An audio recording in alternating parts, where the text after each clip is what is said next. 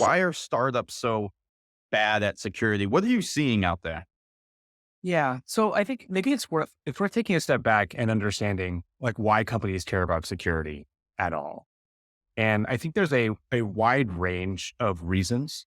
Like at the end of the day, like the purpose of caring about security is to mitigate risks to your company.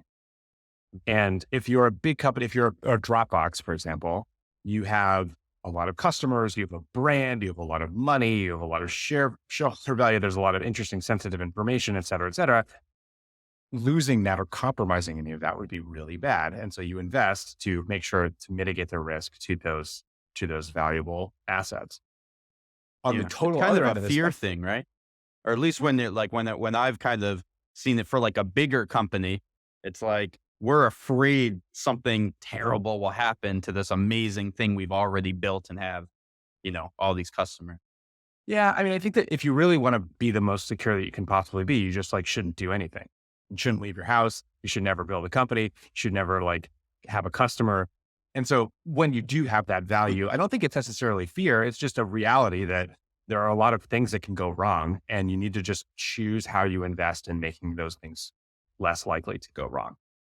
Wearing a bicycle helmet doesn't prevent you from like getting hit in the head and dying, but it makes it much better than if you didn't have a helmet on. And I think on the other end of the spectrum, you have startups, and startups have literally nothing to lose because they just started. Mhm. And so Yeah.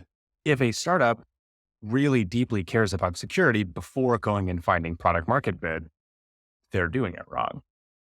And they're what I call this spectrum of when companies begin to care about security. I define as startups, which is like best effort. They're trying to do their best, but there's not really anybody focusing on it. On the other end, it's sort of risk driven security, like the Dropboxes out there. And in between, in the last 5, 6, 7 years, as there's been a greater focus on security reviews and security compliance, there's this middle step, which I call compliance driven security, which is companies that care about security in order to demonstrate it, but maybe wouldn't care about it otherwise. If that makes sense. Oh, it totally And makes sense. I mean, if I'm demonstrating my security, it will help with my revenue. I can have more, maybe I can get into the government sector, whatever it is. It's usually a money driven thing, but yeah.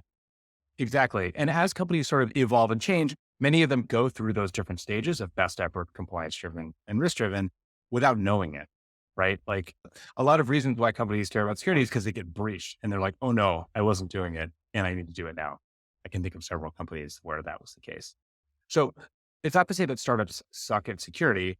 It's just startups are probably at the greatest risk of having an improper security posture given the risk that's associated with their company. Because at the beginning, you really shouldn't care about it because you have nothing to lose.